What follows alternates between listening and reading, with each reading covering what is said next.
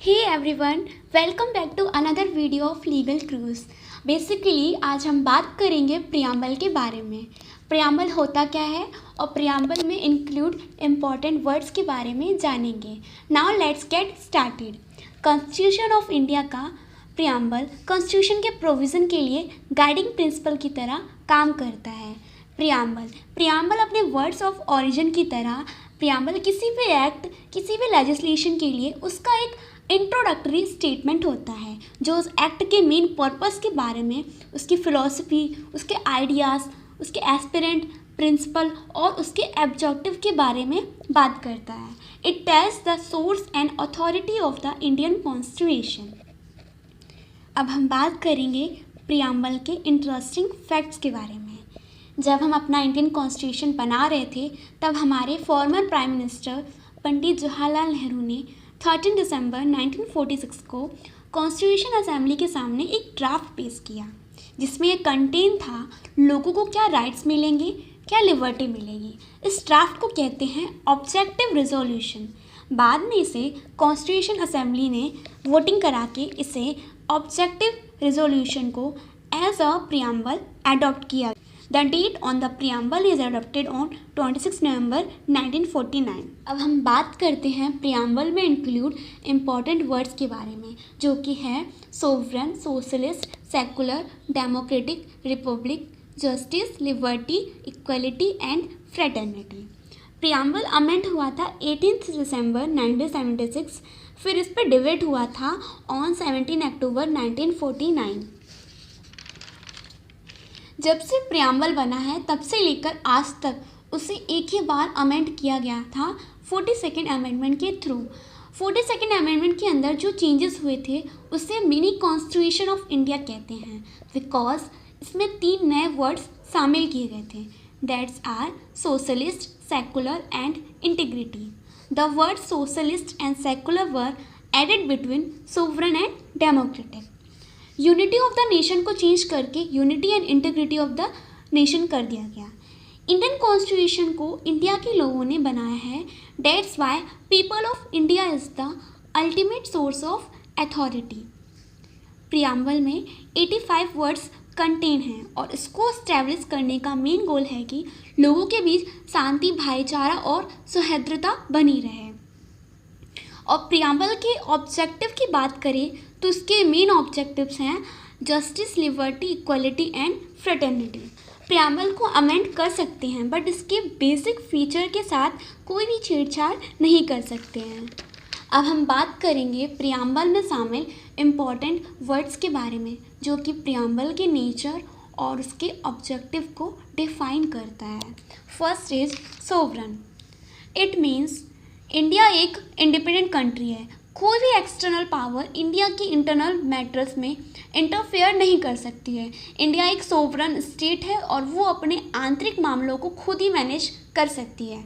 According to D Basu, India is the sovereign state. और sovereign words को Ireland के constitution के आर्टिकल 5 से लिया गया है। The next word is socialist. Socialist word को ऐड किया गया था 42nd अमेंडमेंट 1976 में।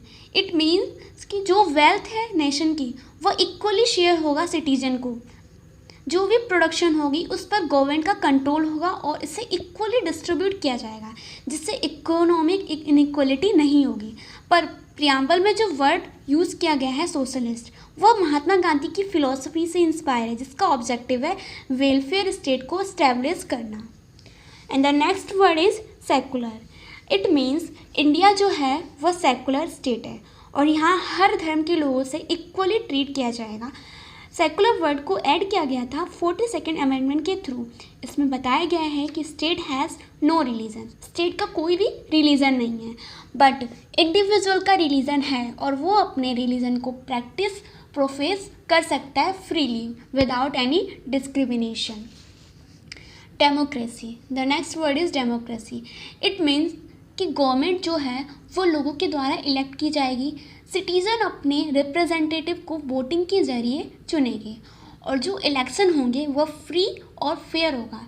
एक फिक्स्ड इंटरनल पर एक पर्सन को एक ही वोट देने का अधिकार है, The citizen elect their represented by the system of universal adult franchise. Above the 18 years of age, every citizen के पास ये राइट है वोट देने का without any discrimination. And the next word is republic. It means कि head of the state जो है वो जनता द्वारा चुने जाएंगे बट बाय डायरेक्टली और indirectly for a fixed tenure. इसमें मोनार्की सिस्टम अप्लाई नहीं होगा कि राजा का बेटा राजा बनेगा, बल्कि रिपब्लिक फॉर्म ऑफ गवर्नमेंट में होता है जो जनता जो है वो अपने रिप्रेजेंटेटिव को खुद चुनती है. And there is absence of any privileges classes. No one should get special privileges on the basis of caste. And the next term है जस्टिस. यह प्रियम्बल के ऑब्जेक्टिव को डिफाइन करता है. Justice. The preamble says that there should be social, economic and political justice. तो social justice क्या होता है ये जान लेते हैं.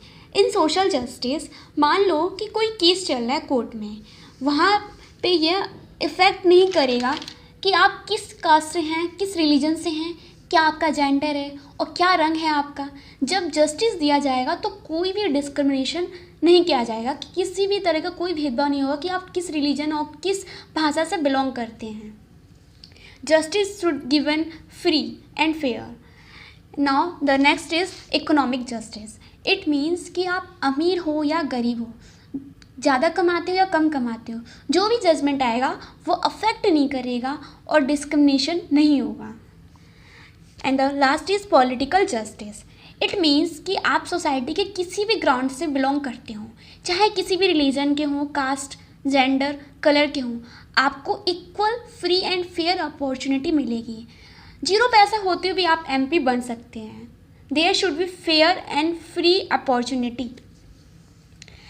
And the next term is liberty. Liberty means people of India have the freedom to choose their way of life and their behavior. But liberty does not mean they can do anything. अपने constitutional limit में रहकर काम करना है. अगर हम constitutional limit के beyond जाके कोई भी एक्ट करेंगे तो वो पनिशेबल होगा. It does not comes under liberty.